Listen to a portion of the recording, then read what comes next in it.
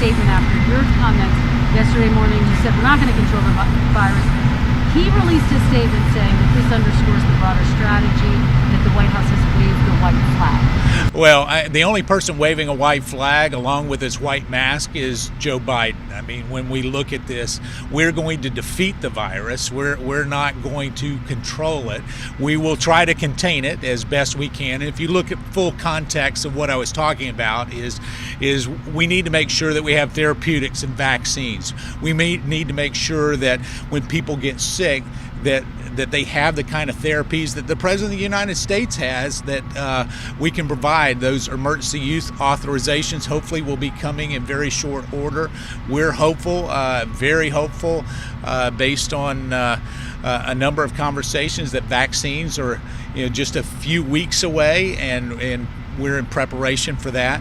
And yet at the same time, a national lockdown strategy or a national quarantine strategy that is proposed by the left is not effective, is not what will ultimately contain or control this virus. So any suggestion that we're waving the red flag, the white flag, is certainly not in keeping with this president. You know him, he doesn't give up, and he's not going to give up until all Americans are safe and we've defeated this virus. Yeah, go ahead, and then I'll come back. Any concerns you see Vice President Biden's going to be in Georgia tomorrow? He's trying to play in what is a traditional Republican stronghold. What do you make of that?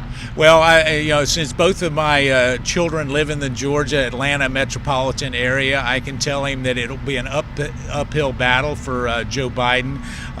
We're going to win the state of Georgia. We're going to win my home state of North Carolina. We're going to win Florida. And where Joe Biden is all of a sudden starting to come out and campaign, there should be panic for him, because I can tell you right now, we're crisscrossing all over this country. We're asking the American people for their vote. We're doing the very best we can to make a compelling case that there's one candidate in this race that will put America first, and that's the President of the United States, Donald J. Trump. Yeah. Obviously, anytime there's an outbreak with the coronavirus, we are concerned, but not just with White House officials. I think the real key with this is all Americans need to do what they can to make sure that the risks are mitigated, and whether that's social distancing like we're doing now, or wearing a mask where appropriate when you can't do that. But the other fact is that as we look at this, it is a critical time in our country where there are moms right now that are tuned in right now saying, well, what am I going to do with my kids? When are they going to get to go back to school? There are business people who are saying, well, I'm closed down. How am I going to deal with this? And there's only been one person that's been willing to address that in a meaningful way, and that's the President of the United States. We're going to continue to do that, and yet at the same time try to mitigate the risk that come along with this China virus that came to us through no fault of our own, and certainly no fault to the American people. And is the Vice President going up to the Senate tonight? I don't know. I think that was in flux. I know there's been reports of that, but I'm not sure what the Vice President's plans are for the Senate tonight. Go ahead.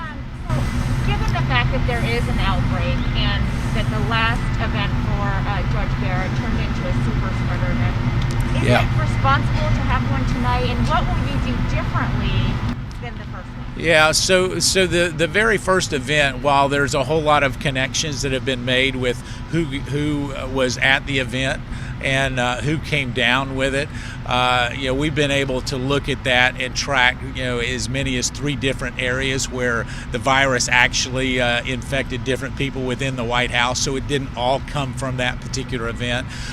We're doing tonight doing the best we can to encourage as much social distancing as possible. It'll be outdoors as if it goes off as planned right now, and and still continue to do testing in and around those that are critical to the mission to try to get there.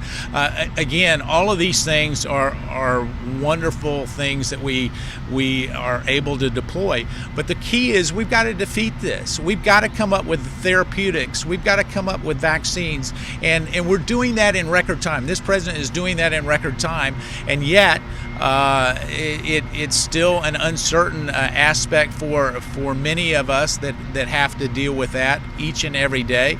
But the president has been very, very strong, pressing me, I know, on a 24-hour, 7-day-a-week basis to try to make sure that we cut through the red tape to get it done. Speaking of a vaccine, Moderna offers early access through compassionate use. Yeah. Have you or anyone here taken the vaccine or been offered it? I have not taken the vaccine. Obviously, I've probably been at risk of contracting the coronavirus more than most, just in and around my normal activities and having to stay engaged just for the nature of my job. For us, we're trying to prioritize several different groups. Those are first responders and healthcare workers that are there.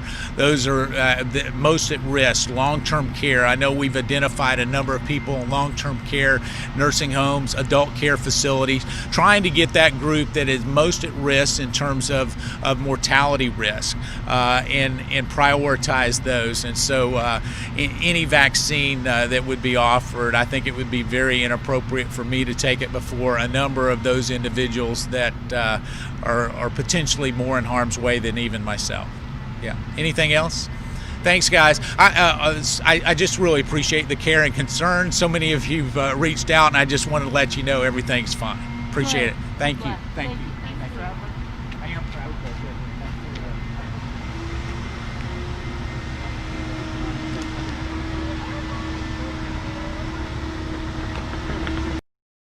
They're really showing themselves to do really well. Come on, man.